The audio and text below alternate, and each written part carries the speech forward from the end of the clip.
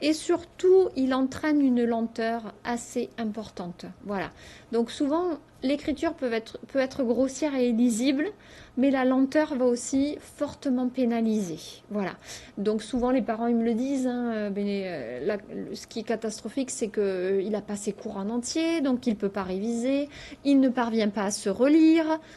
Donc là, la priorité, c'est vraiment pour ces enfants-là, soit d'avoir une photocopie, soit d'avoir le cours sur clé USB, soit d'envoyer le cours sur Pronote ou sur le NT, soit de photographier le cours avec son portable. Enfin, il y a plein d'envoyer le cours par le biais d'Internet.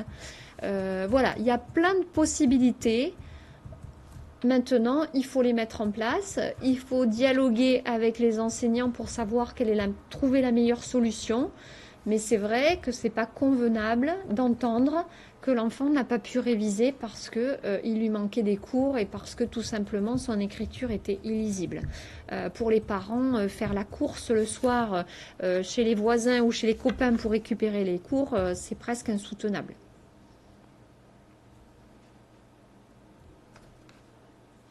Alors, voilà d'autres manifestations hein, au niveau de la dysgraphie. Donc, on voit bien que c'est des difficultés aussi à suivre les lignes et à lier les lettres. Hein. Donc là, par exemple, voilà, écrire sur un format CIS, c'est extrêmement compliqué. Attacher les lettres, écrire en cursif, c'est encore plus compliqué. Et puis, ne pas oublier qu'au bout d'un moment, ça peut perturber aussi l'écriture chiffrée quand il y en a beaucoup. Voilà. Je reviens sur cette idée de lenteur. Alors, il y a des enfants dysgraphiques qui sont un petit peu perturbants, parfois, parce qu'on me dit, mais regardez, les 5-6 premières lignes du cours, ben, c'est lisible et après ça se dégrade. Eh bien oui, c'est ça le problème. C'est que au début, ils sont tellement appliqués pour écrire, c'est tellement coûteux en énergie puisque ce n'est pas automatisé que le cerveau est obligé de leur dire tu formes tes lettres comme ça, tu suis les lignes comme ça. Voilà, ça a vraiment un coût cognitif tellement important qu'effectivement, au bout d'un moment, l'enfant, qu'est-ce qui se passe? Eh bien, il fatigue et ça se dégrade. Voilà. Et il fatigue vite, rapidement. Voilà. D'où l'importance de pouvoir récupérer, voilà, les cours de différentes manières. Maintenant, avec toutes les solutions qu'il y a, notamment informatiques, il faut qu'ils puissent récupérer leurs cours.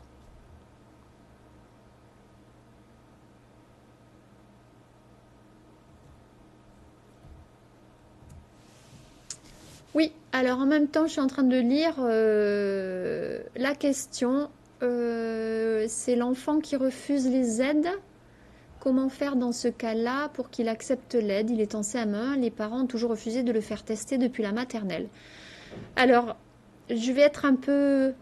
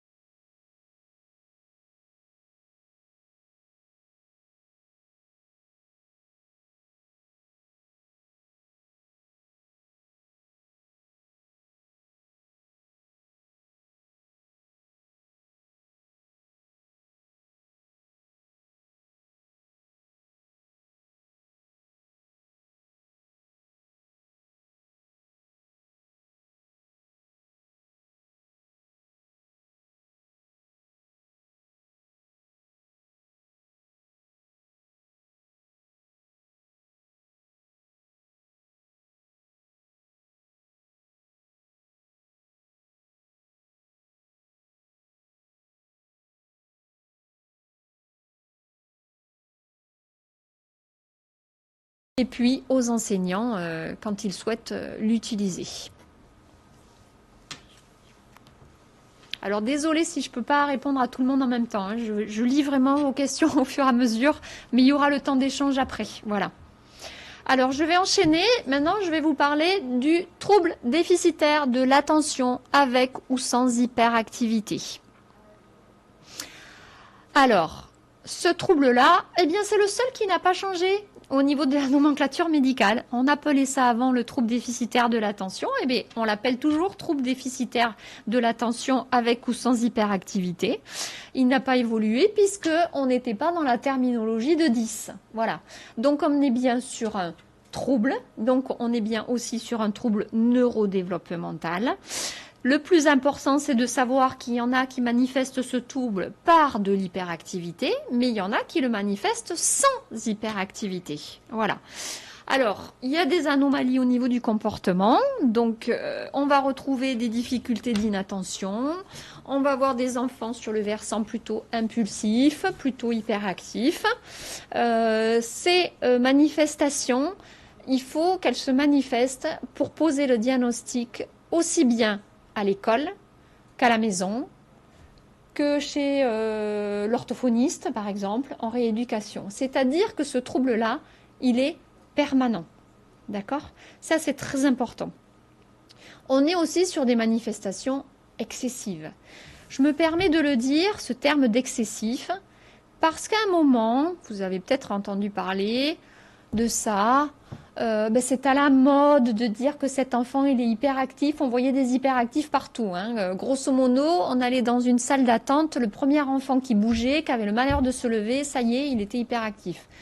Non, encore une fois, un enfant qui présente un TDAH, c'est un enfant qui peut effectivement bouger, qui peut avoir des troubles de l'attention, mais c'est 24 heures sur 24, c'est tout le temps, hein, avec des difficultés de sommeil, avec un enfant qui bouge la nuit, voilà, qui peut tomber de son lit, qui va se lever plusieurs fois. C'est en permanence, d'accord? Et du coup, ce sont des enfants qui vont être aussi vite épuisés au bout d'un moment. Voilà. Alors, il faut savoir que cette agitation motrice, hein, cette manifestation au niveau attentionnel, elle entraîne des difficultés aussi exécutives. Donc, je vous en ai parlé tout à l'heure quand je vous ai parlé des enfants avec un trouble du langage oral. Ce sont des enfants, du coup, qui vont avoir également du mal à planifier les choses, à anticiper les choses. Et donc, du coup, au niveau des apprentissages, ils ne savent jamais comment s'y prendre, comment organiser leur travail. Je commence par quoi? Je vais où? Je vais atteindre tel objectif? Tout ça, c'est extrêmement compliqué pour eux parce qu'ils n'ont pas cette idée, si vous voulez, de planifier, de contrôler, de réguler. Ça, c'est trop compliqué pour eux. Voilà. Donc, encore une fois, c'est la méthodologie qui va être prioritaire avec ces enfants-là. Voilà. Ben, écoute, tu vas te poser 2 minutes sur le problème que l'on te présente. Qu'est-ce que l'on te demande de faire? Quel est l'objectif précis? Voilà. Quelles sont les questions? Comment tu vas faire pour répondre à la question? Voilà. Prendre le temps, encore une fois, prendre le temps de raisonner et de réfléchir.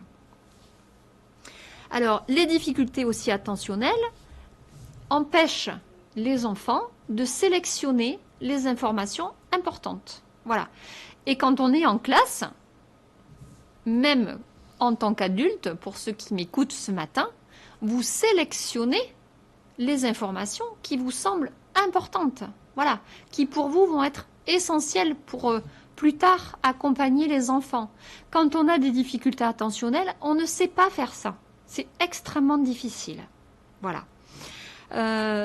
Donc, je vous mets que cette difficulté attentionnelle, eh bien, elle entrave tout ce qui est donc acte cognitif, donc tout ce qui est autour des apprentissages. Hein, comment apprendre quand on a cette difficulté-là, quand on sent bien que toutes les pensées, elles sont très diffuses et elles partent dans tous les sens. Comment on fait pour apprendre?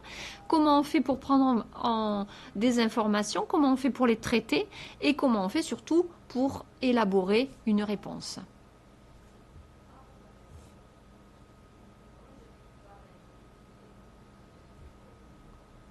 Alors voilà, je vous mets un petit schéma, hein, voilà un peu, il y en a un petit peu partout dans la tête, hein, comment ça se passe. Eh bien, effectivement, c'est très très compliqué. Alors, il y a des enfants donc, qui sont sur le versant hyperactif, qui ont besoin de bouger et donc qui manifestent une agitation motrice. C'est pour ça qu'on parle de avec ou sans hyperactivité. Et il y a des enfants qui sont sur le versant non hyperactif, c'est-à-dire qui ont un trouble de l'attention sans hyperactivité. Alors comment ça se manifeste? Eh bien, ce sont des enfants qui sont plutôt rêveurs, qui sont dans la classe, mais on a l'impression qu'ils sont dans une bulle. Voilà. Comme si les informations, comme si les apprentissages, ils faisaient filtre. Voyez? Donc, ce sont des enfants qui vont être en difficulté scolaire parce qu'ils ne sont pas concentrés sur ce qu'on leur dit. Ils sont vraiment un petit peu, je dirais, dans leur monde. Voilà. Donc, ils ne manifestent pas de troubles du comportement, contrairement aux hyperactifs qui peuvent en manifester avec de l'impulsivité, de l'agitation. Ils sont vraiment sur l'autre versant. Ça ne veut pas dire qu'ils ne sont pas en souffrance. D'accord? Alors, souvent, sur le versant non hyperactif, on a plutôt des filles. Voilà. Et sur le versant hyperactif, la prévalence est plus proche autour des garçons. Voilà. Mais il y a quand même des filles. Voilà. Donc, il faut savoir qu'il y a effectivement les deux profils.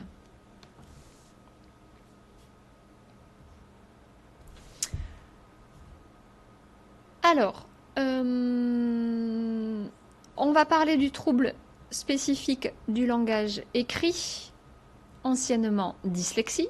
Je vais terminer par celui-ci parce que c'est celui peut-être que vous accompagnez le plus souvent.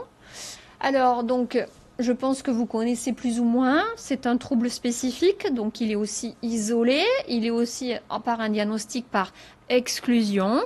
C'est un trouble structurel, donc qui dure. D'accord? On est dyslexique, on développe sa dyslexie, enfant, adolescent, adulte, on vit avec sa dyslexie, même si on a appris à compenser. Au niveau de l'acquisition du langage écrit. Donc ça touche le langage écrit, c'est-à-dire la lecture et la transcription. Voilà. C'est donc une difficulté massive d'accès à la lecture. Encore une fois, c'est des enfants qui ont une intelligence normale, qui n'ont pas de troubles sensoriels, qui n'ont pas de lésions neurologiques, qui n'ont pas de troubles envahissants du développement. Je la répète, cette définition, pour moi, elle est essentielle. Elle date de 2005, c'est Michel Mazot qui a posé, je dirais, cette définition. Et je trouve qu'elle est essentielle parce qu'elle résume bien les difficultés de l'enfant. Voilà. C'est vraiment une difficulté d'accès à la lecture. Le diagnostic, on le pose à l'âge de 8 ans. La prévalence est autour de 8%. Et bien sûr qu'il y a différents degrés de sévérité chez les enfants présentant un trouble spécifique du langage écrit, donc un TSLE. Alors, je vous laisse quelques secondes pour lire ce texte, pour vous mettre quelques secondes dans la peau d'un enfant qui présente un TSLE.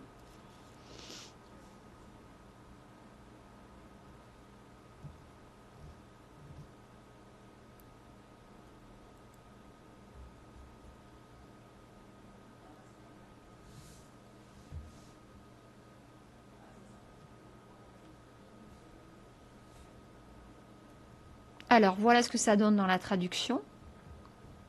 Donc, un enfant qui a cette lecture-là, l'aide essentielle en tant qu'AESH, et moi, souvent, quand je suis d'accord pour solliciter la MDPH et demander la compensation d'une AESH, pour ces enfants-là, avant tout, votre mission essentielle, c'est d'oraliser les écrits, oraliser les textes, oraliser les consignes. Un enfant qui a cette lecture-là, il ne peut que être pénalisé. Voilà. S'il y a une aide prioritaire, c'est celle-là. Lire les textes, lire les consignes. Parce que c'est des enfants qui raisonnent très bien. Donc l'intelligence, elle est là. La compréhension fine, elle est là. On peut aller vers de l'implicite sans problème, mais il faut vraiment tout leur lire. Voilà. Ça ne veut pas dire qu'il ne faut plus qu'ils lisent du tout. C'est comme pour la dysgraphie, ça ne veut pas dire qu'il ne faut plus écrire du tout. Ils peuvent lire des petites choses, des petits paragraphes, Voilà. Si par exemple c'est une poésie, ils peuvent lire la première strophe, vous voyez. Mais ensuite, il faut vraiment les soulager au niveau de la lecture. Voilà. Alors, dans ce trouble du langage écrit, il y a le versant phonologique. Donc, c'est des enfants qui confondent les sons, notamment les sons complexes. Il y a le versant visuel. Donc, ça, ce sont les enfants qui vont confondre les lettres, les B, les D, les P, les B, les M, les N, les U, les V. Toutes les lettres visuellement proches vont être confondues. Et puis, eh bien, comme pour le trouble du langage oral, il peut y avoir des enfants qui ont une forme mixte, c'est-à-dire donc une forme sévère, qui sont donc quasi non lecteurs et non scripteurs. Donc eux sont en très très grande difficulté et surtout en grande souffrance. Voilà, moi ils me le disent souvent. Mais tu sais, j'ai plus envie de lire parce que mon copain lui donne le texte en 2 minutes, il est arrivé à la fin du texte et moi je suis toujours en train de déchiffrer le titre. Voilà, par exemple. Et comme on est quand même en France dans une culture de l'écrit, je peux vous assurer que beaucoup d'enfants souffrent de cette difficulté liée à la lecture. Alors, les symptômes, eh bien, ce sont des enfants qui fatiguent très vite, qui vont donc être plus lents pour lire, plus lents pour écrire, plus lents pour s'organiser, plus lents pour ranger, ça fait aussi partie des troubles, qui vont du coup avoir des difficultés là de concentration. C'est pas un trouble de l'attention, attention, c'est vraiment une difficulté de concentration, parce que quand ils ont fini de lire ne serait-ce que 5 lignes, ils sont épuisés. Du coup, après, ils ont besoin un petit peu de papillonner, de tourner la tête, voilà, un petit peu de distraction. Souvent, après un travail sur le langage écrit, c'est ce que ça entraîne. Une dictée, par exemple. Après la dictée, ils peuvent être aussi épuisés. Une production d'écrit. Donc, voilà, tout ça, c'est assez compliqué pour eux. Chez les enfants qui ont un trouble du langage écrit, c'est la mémoire de travail qui est déficitaire. Ça veut dire que mémoire de travail, je leur donne des informations et il faut qu'ils gardent en mémoire ces informations pour pouvoir travailler. D'accord? Donc ça, c'est compliqué pour eux. Du coup, l'importance aussi, de répéter les consignes, de répéter les choses. Dans cet exercice, on t'a demandé, par exemple, d'entourer les terminaisons de l'imparfait en rouge. Au fur et à mesure du texte ou de l'exercice, ils peuvent oublier. Ah oui, mais qu'est-ce que je dois entourer finalement? Et là, répéter, eh bien, c'est l'imparfait en rouge. Voilà, ça c'est important aussi. Ils peuvent perdre le fil. Du coup, c'est des enfants qui vont avoir du mal, par exemple, à mémoriser aussi l'étape de multiplication, parce que au niveau de la mémoire, c'est déficitaire. Donc, on leur donne en sous-main. Donc, on leur permet, par exemple, d'avoir une carte mentale sur les tables de multiplication. Voilà, ça peut être aussi une stratégie. S'ils oublient leur leçon d'histoire, oui, j'ai oublié la leçon d'histoire, je ne sais plus. Bon, on peut leur donner des indices, ce que l'on appelle indices de récupération. Tu sais, la leçon d'histoire, elle parlait de ça, on a regardé tel film, on a employé tel mot. Voilà, ça va raviver. Un enfant, de toute façon, s'il a appris sa leçon, même si sa mémoire de travail est déficitaire, si vous leur redonnez le contexte, si vous leur redonnez donc des indices, ils vont retrouver une partie de la leçon. Si vous leur faites des amorces, tu sais, voilà, le terme qu'on a employé, ça commençait par hiéroglyphe. Voilà. Et un enfant qui a appris, il retrouvera. Un enfant qui n'a pas appris, il n'a pas appris. Voilà. Ça reste aussi des élèves lambda, bien entendu. Il y a souvent un gros trouble de l'estime de soi, je vous en ai parlé. Voilà, la lecture, c'est vraiment une souffrance. Des difficultés d'organisation aussi, je vous en ai parlé. Et enfin, des difficultés à se repérer dans le temps. On va aussi retrouver ce problème de jours de la semaine, les mois, la frise chronologique, les périodes historiques. Après, quand ils grandissent, il te reste 10 minutes pour finir ton exercice. Oh non, mais 10 minutes, je ne sais pas du tout ce que ça représente au niveau du temps. Donc la lecture de l'heure aussi est compliquée. Voilà, c'est encore une fois, il y a la lecture, mais il y a aussi tous ces symptômes qui sont associés, toutes ces difficultés qui peuvent être associées. Alors,